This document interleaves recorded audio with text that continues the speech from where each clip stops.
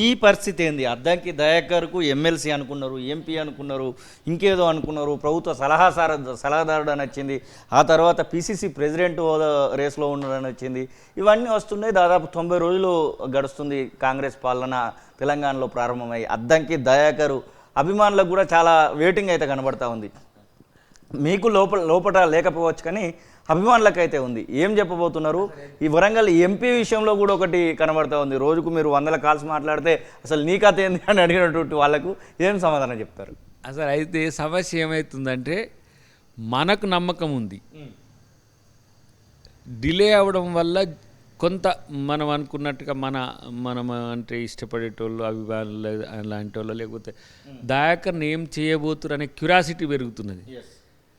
But అవకాశం గతంలో MLA అప్పుడు దాన్ని ఆల్టర్ అయింది. ఎమ్మెల్సీ అప్పుడు కూడా దాన్ని ఓబీసీకి ఇవ్వాలనే ఉద్దేశంతో ఆపినా కూడా రేపు ఉన్న వాటిలలో ఎంపీ అని నేను అప్లై చేయలేదు. ఇంకా నేను ఎమ్మెల్యే ఒక్కదానికి అప్లై చేసిన.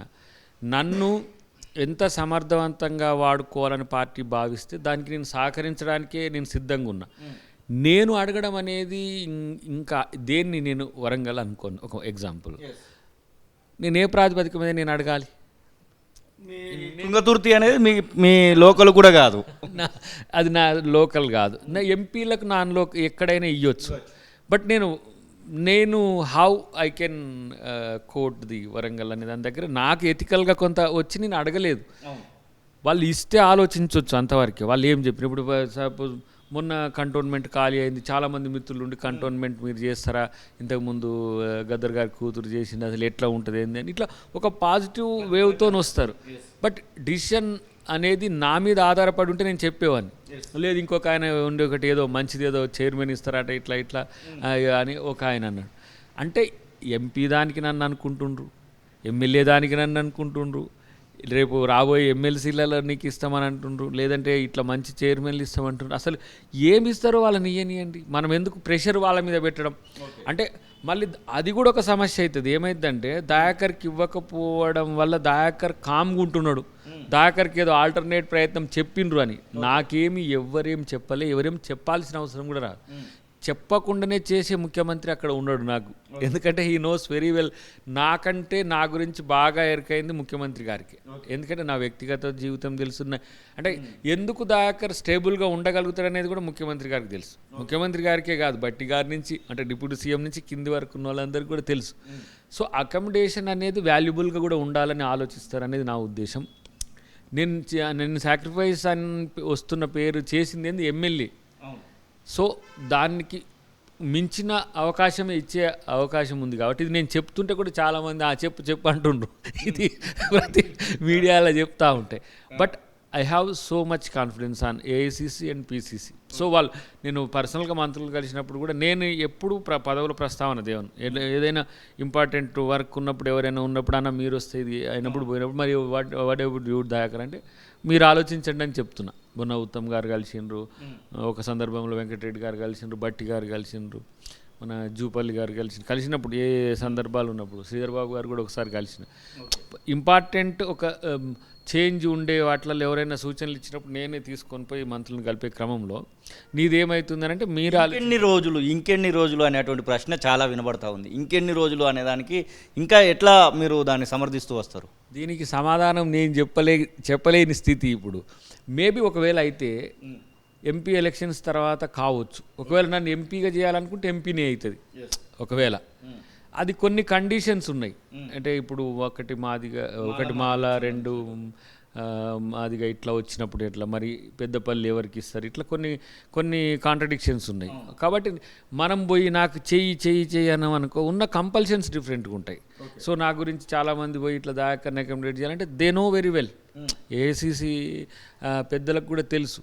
కాబట్టి నేను కాంగ్రెస్ నాయకులంటే ఇట్లా ఉంటారనే మొడాలిటీని సెట్ చేయాలని కూడా ఉంటున్నాను. నేను నాకు ఇది మాత్రమే కావాలి, ఇదే కావాలి అనే ఉద్దేశంతో లేను. ఇప్పుడు మీరు వచ్చే ముందు మాట్లాడుతున్నది ఏంటిది, నాకు ఓబీసీ మూవ్మెంట్ చేయాలనేది ఒక కోరిక. మహిళా రిజర్వేషన్ల మీద, ఓబీసీ మీద చేయాలనేది ఒక ప్యాషన్ ఉండే. అంతకంటే ముందు అసలు నేను ఇప్పుడు ఒకటి రామయాత్ర కూడా అనుకున్నా. ఏంటిది మన గోల్కొండ నుంచి భద్రాద్రి వరకు. సో మళ్ళీ ఇదొక స్పెషల్ కాంట్రా అవుతుంది.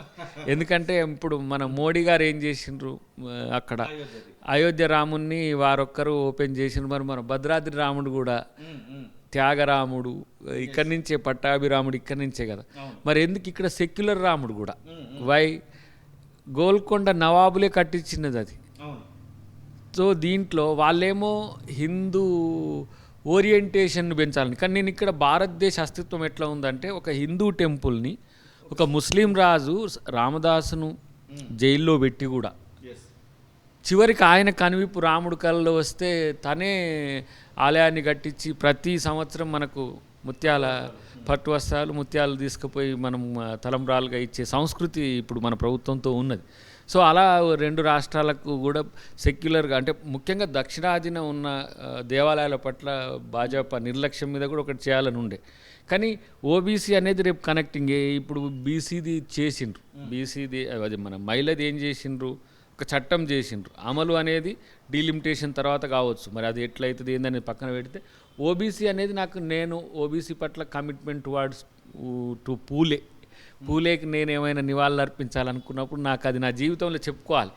అంబేద్కరిస్ట్గా మీరు అందరు గుర్తిస్తారు, దయాకర్ అంటే దళిత్ అంటే అంబేద్కర్ అంటే నెహ్రూ అంబేద్కర్ కోణాన్నే నేను ఆలోచించే కాంగ్రెస్లో జాయిన్ అయ్యాను. నా సోషల్ రెస్పాన్సిబిలిటీగా ఓబీసీ చట్టసభల్లో రిజర్వేషన్లు అనేది ఒక పెద్ద యాత్ర అనేది ఉండే. కానీ ఇప్పుడు నేను డైవర్ట్ అవ్వడానికంటే ముందు ప్రభుత్వంలో నా పాత్ర ఏందనేది రీడిఫైన్ చేసుకోవాలి. సపోజ్ ఇప్పుడు ఎగ్జాంపుల్ కాన్స్టిట్యూషనల్ ఇష్యూస్లో ఏమైనా కాంట్రా వస్తే మళ్ళీ కొన్ని నేను చేయలేను.